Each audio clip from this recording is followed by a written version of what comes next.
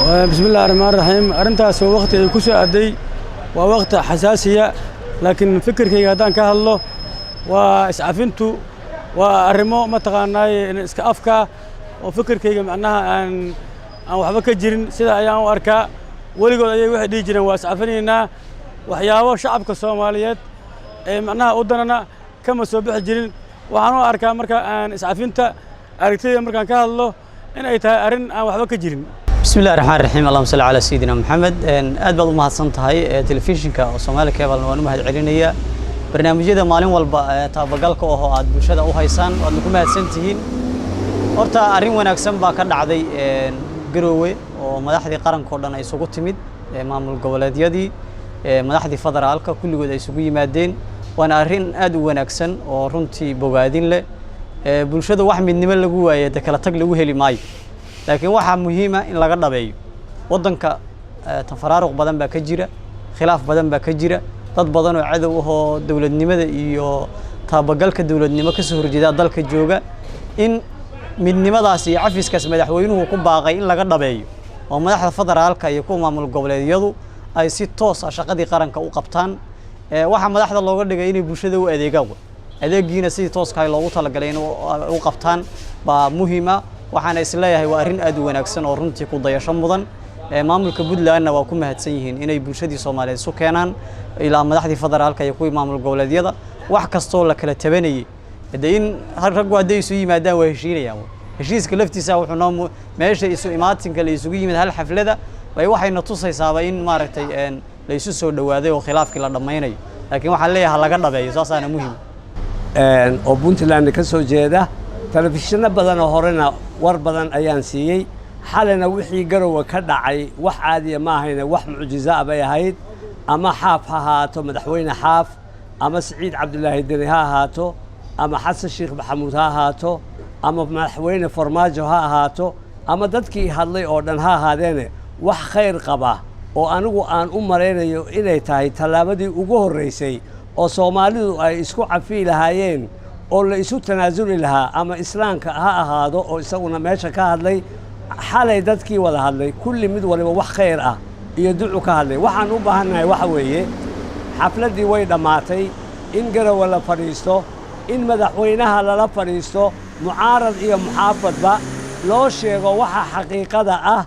in aan cidna la colaadin ama ha noqoto Jubbaland oo ninkaas xalay isaguna Axmed Madoobe Islaan oo hadlay si raganimo ah oo daacad ah oo run ah oo xaqiiqadu ku jirto madaxweynaha Farmaajana uu yiri Soomaaliyay ana ugu horeeyay cafiya anna waa idin cafiyay arrintaasi waa arrin positive ah waa arrin aan laga filanaynin Soomaaliya inay ka dhacdo meeshii laga dhihi lahaa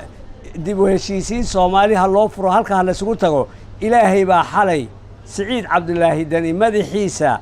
darteed iyo madaxweynenimada uu ka noqday anigu waxa la wareystay 7 January oo waxa ay wareystay Soomane waxaana la iga weydiiyay siday noqon doonto meesha waxaan yiri meeshaasi waxay ku qurux banaan lahayd diaspora maaha nin dalka u dhashay sida hadda Saciid Cabdullaahi Deni oo kale oo jaamacad Soomaaliya kaga baxay oo haddana master ka soo qaatay Malaysia ninkaas oo dadkii garanaya Cabdiwali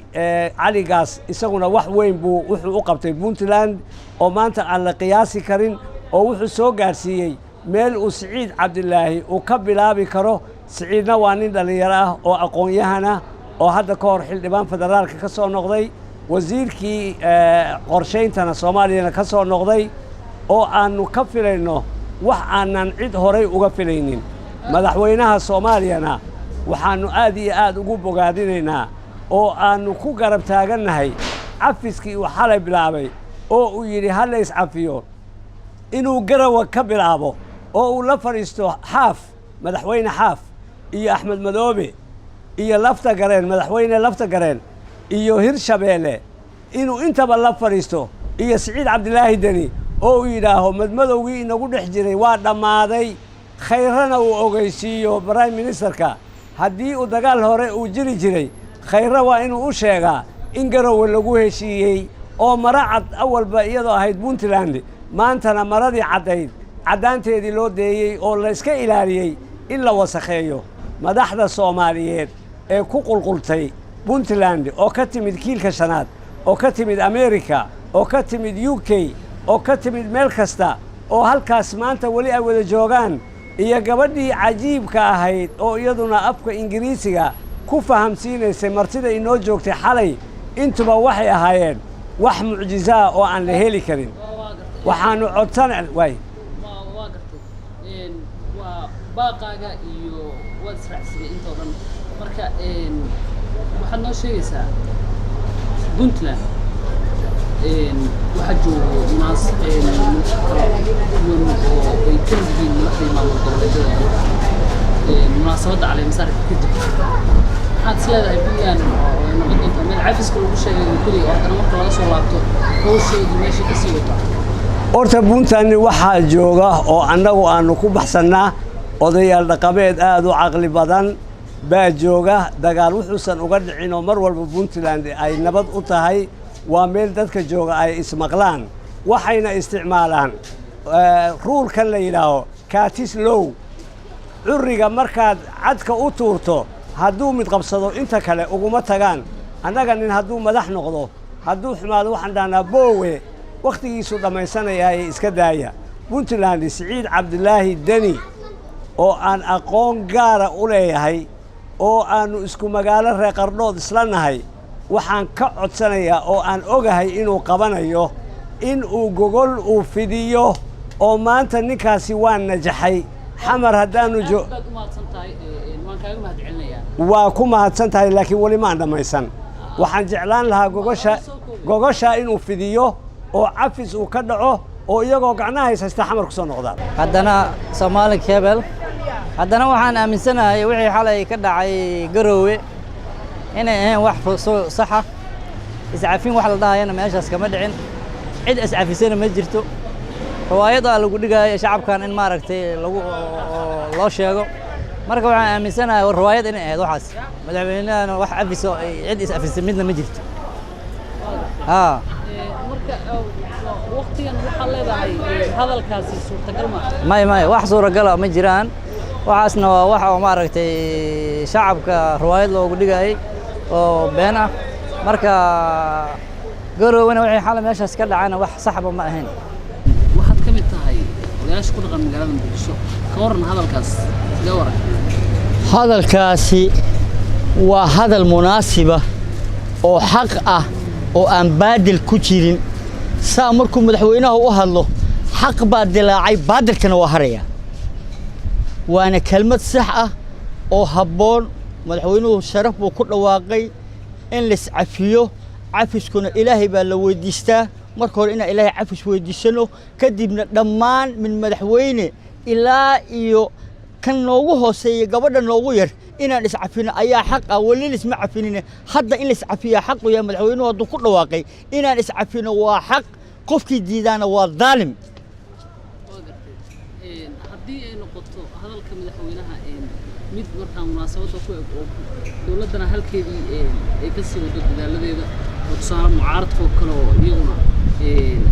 munaasabada ku sugnaa marka waxyaabo waxaa jiro dowladda inta badan oo dadaalo ku bixiso inay caburiso mucaaradka oo kale marka waxyaabahaas oo kale ma laga yaabaa inay cafintu ka mid tahay haa waa ka mid tahay nacam shakigii ku jiray yaqiin baa dhacaysa marka yaqiintii baa timid shakigii baa haraya wixii tuhun ku jiray tuhunkii oo dhan baa baxaya